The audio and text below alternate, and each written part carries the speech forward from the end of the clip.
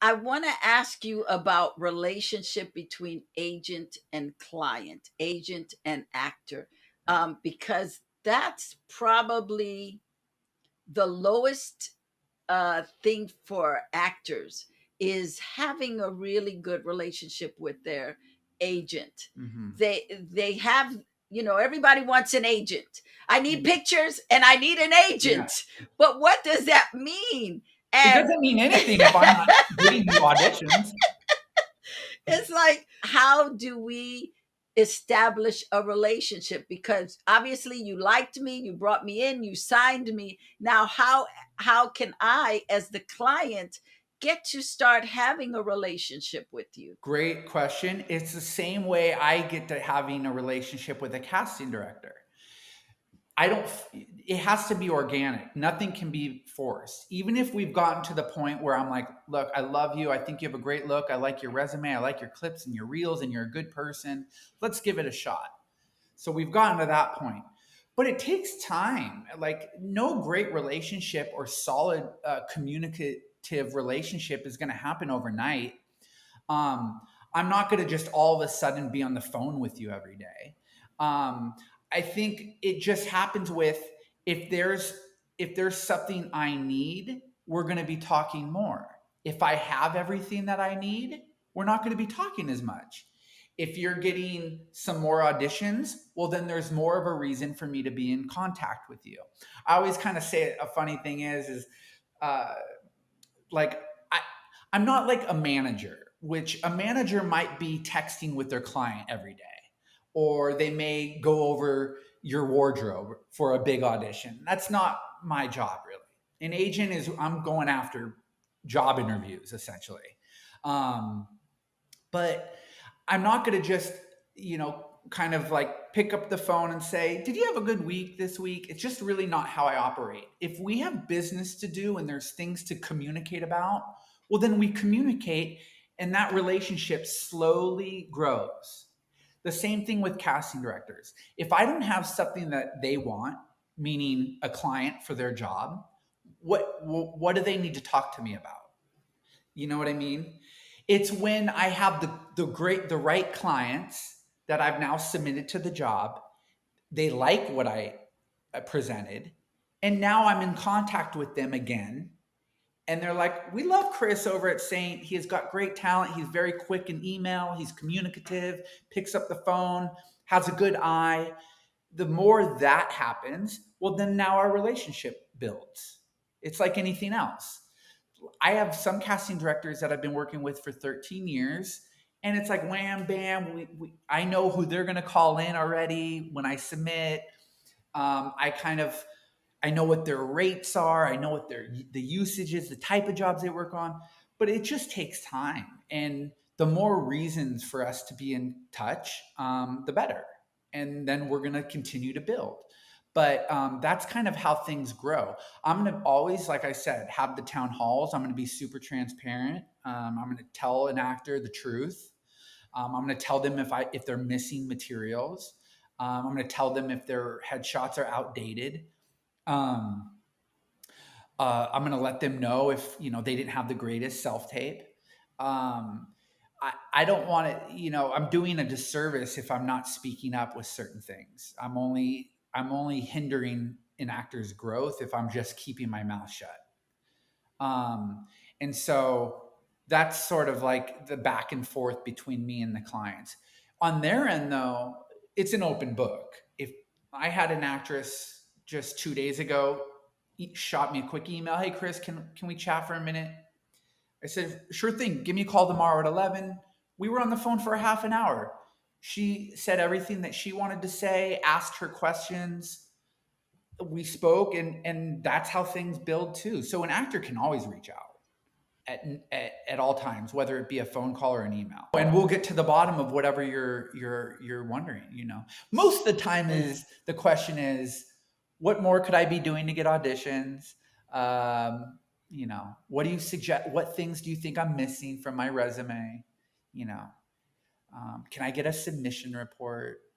Um, it all comes down to the bottom line is I don't think I'm getting enough auditions. So with that, I would put in, as an actor, having you represent me, I'm going to show up and say, "Hey, Chris, I'm getting ready to take some new pictures. Do you have anything that I should know before I take the pictures?" Would that be positive? If I come to you before I take the headshots and not Absolutely. spend thousands of dollars, and then you say none of these work, Or and the then I photographer get is not right. upset. Yes. A lot of actors do this, and I always am like, why wouldn't you come to me first for a referral, a suggestion? Maybe you don't even need new headshots and you're going to go spend $800. Just ask me first. Another thing that happens is they set up the session. They take the session. They didn't ask me what they thought I need, and then they choose the photos without me. And the next thing I know, I see them up on casting networks, like what they've chosen. I'm always curious. I'm like, I'm the one who's looking at your face 10 hours a day, and I'm submitting on all the projects. I see every single breakdown. Why wouldn't you want me to pick the photos that I think serve you the best? The actor's eye is not going to be my eye. It's always going to be different. Same thing, even with a manager. That's cool that you and your manager collaborated, but your manager is not the one submitting you on these commercial projects. Why wouldn't you guys at least ask me what my input was, instead of just kind of wasting your time and money before anything, just jumping the gun? So unfortunately, I think that's a little bit more of somebody that's a little more seasoned, and they've kind of been through, maybe they've had a couple agencies or managers before where they will say something.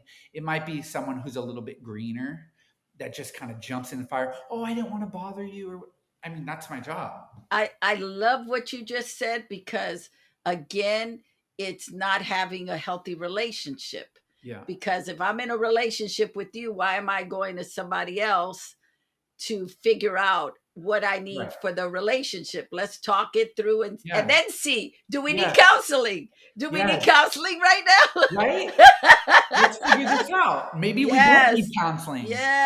Yes, maybe we're just not communicating. Right. So I love that, and you said something that I think is so crucial, that a lot of times actors will take on a manager, and the manager, who's, in my opinion, I could be wrong, but the manager's job is to facilitate the client with the agent to come together and say, let's work together on this. We both have the same goal. We want our client to work. Right. So why wouldn't we be a team? Right.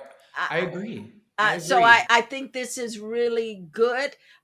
One of the pet peeves that I have with actor friends of mine is they'll fight so hard to get a certain agent.